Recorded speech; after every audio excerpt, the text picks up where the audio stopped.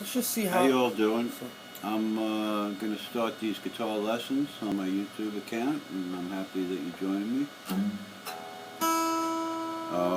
First thing you need to know on a guitar is how to tune, obviously, which I'm sure a lot of you know already, and we're going to get people from all different levels of guitar playing, so if you have any questions, you can personally message me, and I'll help you out individually anytime.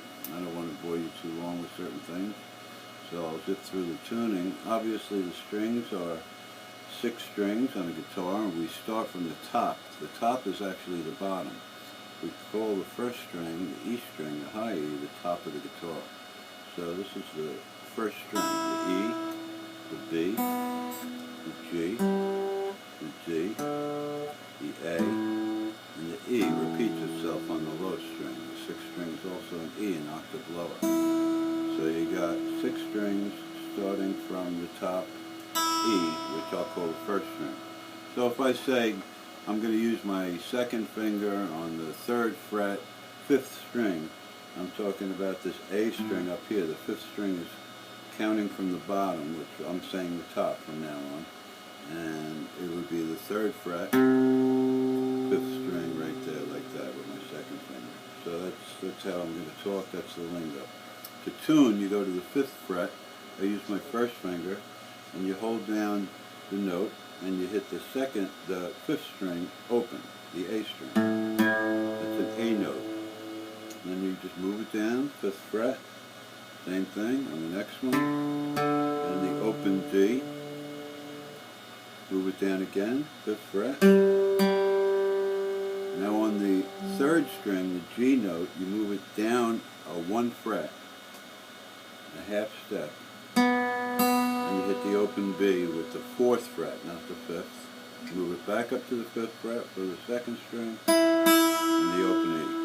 Pretty well in tune. Sounds pretty good. Alright, so the first thing I like to do is just show you how to hold a note down. We're going to start from scratch. I'm not going to take a lot of time for those of you who already know a lot of things.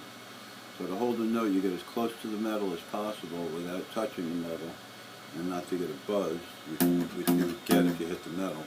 And you go, and you put as much pressure down as you need to hear the note. You don't press too hard, or your fingers are going to kill you, and you don't press too light. You need a certain amount of pressure to get the note to sound like something. So we're going to do chords, we're going to do different progressions, I'll show you how to write music, theory, we're going to do music theory. Obviously, most of you know Jimi Hendrix didn't know how to read music, it's true. You don't need to learn how to read sheet music to play rock and roll unless you're going to be like a studio guy who goes into a studio and they pop a sheet in front of him, a Steely Dan type of guy maybe, or something like that, where he's going to play through a solo and it's all on sheet. What we do is we substitute tablature for something like that. We use tab sheets if you really want to write out a solo. You'll have a sheet which will show you the 6 strings on the guitar, 1, 2, 3 as far as the frets, and you'll write write a little circle for the notes. And I learned solos like that. Most of the time the way I learn music is to listen to the music and learn it off. I used to use cassettes and go back and forth and just keep rewinding. One solo, maybe I couldn't get the whole thing. I remember going up to Mike DeCampo at Guitar City, Johnny Castellano's store, Fort Hamilton Parkway, and asking him how to do a certain riff in a Pat Benatar song. I was in a Pat Benatar cover band. That guy's actually very good, Neil Giraldo. He writes nice solos for the songs, and he actually has organized solos, unlike somebody else, maybe a Clapton type guy who really just ad-libs everything. And so that solo was actually good. And Heartbreaker, I think it was, where he did this muffled, climbing fast riff, and I couldn't get it. And I went up to this guy and I asked him. So you can always ask for help if you have to. Actually, Mike had trouble getting it too. But that guy's good to hit me with your best shot. He was creative. He did different kinds of solos,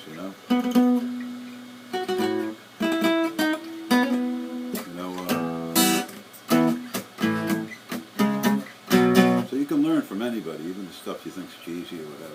There's a lot of good shit in there. I used to take solos and tear them apart like Hotel California. And out of that, I would just learn so many cool riffs.